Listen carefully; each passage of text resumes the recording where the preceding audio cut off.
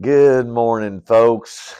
It's Rick Spain here with some more thoughts to share with you this morning. Here we are in the newspaper studio with the all famous Sarah manning the camera back there, and we got John over here in the corner, and we have several people over there and people here and people everywhere. This is a busy place. Yeah, and the big dog, he's right over here, right in the center, and you better believe he's doing something. That guy is always doing something. But I just want to thank Weatherford Newspaper and Reed Newspapers, which I think he owns about 53 of them. But no, I know it's maybe not that many, but he owns several besides the Weatherford Daily News. So he's a very important individual and a great asset to our community. I just want to thank them for sponsoring us today. But you know what I want to talk about this morning, I'm going to start out with some thoughts. How about this? 10 things that you don't have in conversation with God. Now, this is, let me set this scenario up. We are the first person, God is the second person. So, in other words, we are talking to God. So, listen to this. Number one, just wait and you will see. Now, that's the one who sees everything. So, that's kind of a wrong way to think. But anyway, number two, I told you that would happen. And we're talking about the one who sees the end from the beginning. I know these are silly, but if you look back in your life, you probably have thought these thoughts. Number three, well, wasn't that a surprise? I bet you didn't see that one coming. But with God, there are no interruptions. No interruptions. Okay, so how about this? You won't do that again. Now, that we're talking about the one who needs no corrections. But, well, how about this one? This number five, surprise. That reminds me of the other day that my 5-year-old grandson, which he's going to be 6 tomorrow. So he thinks he's already 6, but he's not 6 till tomorrow. He stayed with us Friday night so mom and dad could go out and do the Valentine's thing. So Jay is in the bedroom with Heather and I, and we're talking to him about something. And my 13-year-old son, Jaden, he comes to the doorway going out of the bedroom. And so Braden's not paying attention. He's looking at us. Well, he turns around to walk out, and Jay jumps up and he says, "Ah!" like that. And without a flinch, my 5-year-old grandson throws a right cross right in the jaw, and then he slowly walks past him. And that's it's I know it's not as funny to you as it is to me, but I want you to know, just like with Braden, there are no surprises. God has no surprises. So how about this? You will learn in time. So we're talking to the one who knows everything, and we want to bring corrections. Yeah, we do. How about this? You had better rethink that one. So, in thinking that God might have a backup plan just in case, because we're going through this situation. No, that doesn't work with him. How about this? Number 8, can I tell you how to do it? Now, this is a big one here because how many times have you wanted to tell God how to do something? Yeah. hmm Yeah. Okay. All right. You got everything under control up there, but down here it's hurting. I'm feeling a pinch here, and let me tell you, why don't we do it this way? So we're talking to the one who is perfect in everything he does. Number 9, how about this? You don't have to worry about this one. And this is a concept that we have because we think that because we encounter unexpected events and we see that we have this much money in the bank and this many bills to pay, that God has that mindset too. And so we think that if we're worrying, then he's worrying too. And if he's not worrying, we're thinking you should be worrying, right? So I want you to understand there are no worries with God. He never worries. Number 10, in conversation with God, we shouldn't say, I have it under control. I got this one, God. That's what I want to talk to you about this morning. Because control is a misconceived idea. How is it a misconceived idea? Well, let me ask you the question. What do you control? Now, let's think about that for a second. What do you control? Well, you know what? I got this under control. I got that under control. I got, this is working and that's working. And so, pretty much I got everything under control. But I want you to understand how much control you really have. And my little phrase is not much. You don't have much under control. Because unexpected things happen all the time. You can be going along smooth sailing. I got this new pickup now, and it's like when I get in it, I'm just thanking God. Thank you, Lord, for this pickup. Because before this pickup, I had another pickup, and it was a bouncy pickup. It was one of them driving along, you're feeling every bump. Well, this one's almost like riding in a car, and it's got all the amenities, heated seats, all that kind of good stuff, But sometimes life seems to be that way, that we're riding in a smooth ride. And boy, isn't that nice? That is so nice. But then this happens, that happens, and we think, well, I've got to do this. I've got to get things under control. And so we do this and this and this, and a lot of times it works, and sometimes it doesn't. And then the reality of the thought of being in control comes knocking on our door, and we understand we don't control that much. So there is one requirement when it comes to the control aspect. And so our mindset is on controlling whatever it is around us so we can get in that smooth sailing ride again. But in reality, we can't control what goes on around us. The only thing that we have real control over is ourselves. And that is definitely questionable. So when we think about control, the thought is don't try to control what's around you. Just focus on what's in you. That's where the real issue is. So how about this?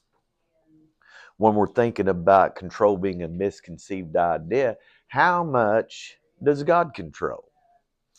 Well, the common thought is, well, God controls everything.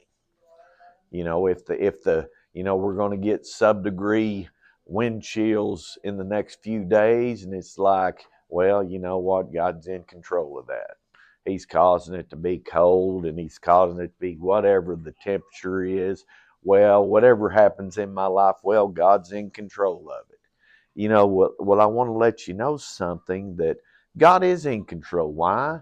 He wrote the script. When you think about a story, who controls the story? Being in a newspaper office, who controls that story? The one who writes it. You see, that's where the conception is. It's not necessarily the events that happen, but it's the one who records those events.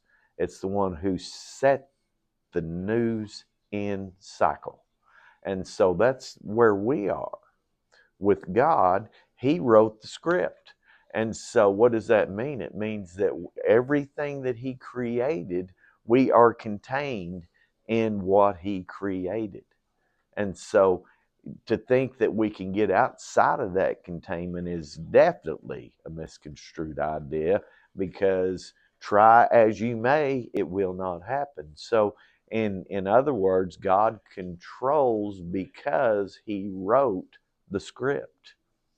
But let me give you this thought, and I'll put it this way. God is in control, but He doesn't control everything. Well, now, how can that be? He wrote the script. He set everything in order. He said, this is the way it's going to be.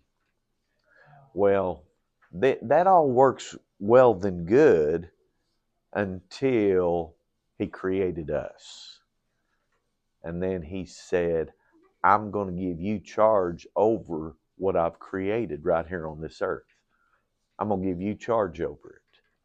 And so what that means is we have a free moral agent. What that means is we can choose what we want to choose. We can do what we want to do. God does not control that.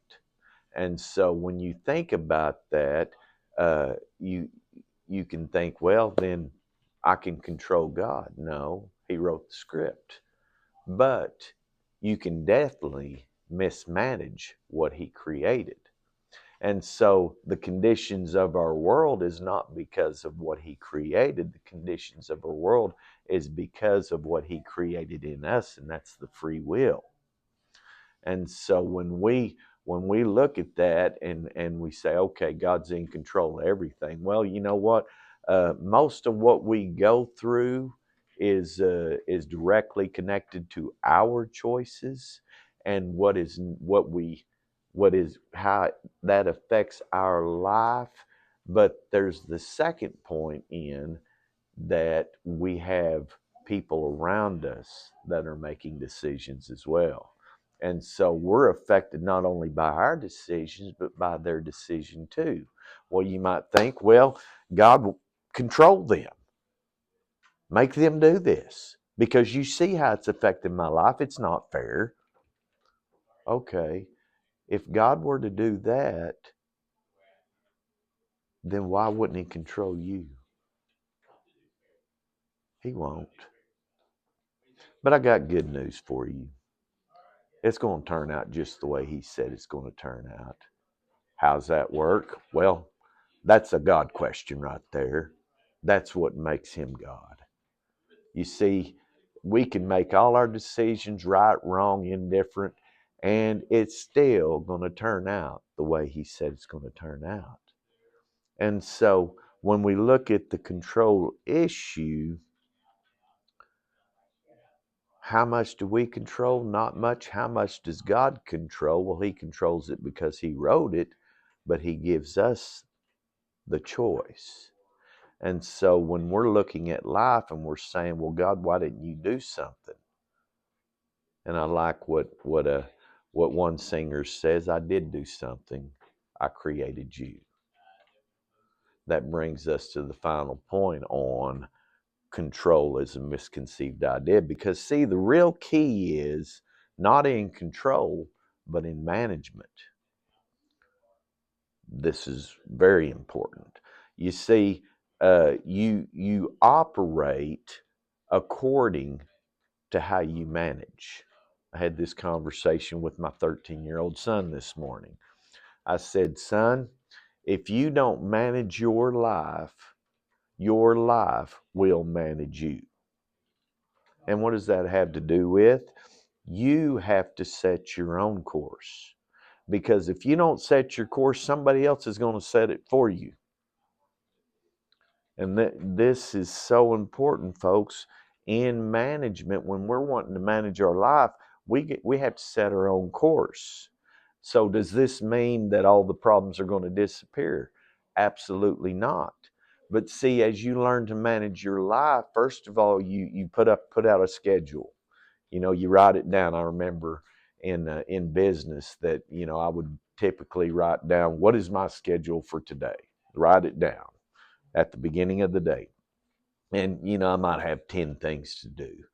And when I get to the end of the day, I'm looking and I'm thinking, man, I got 3 things done today.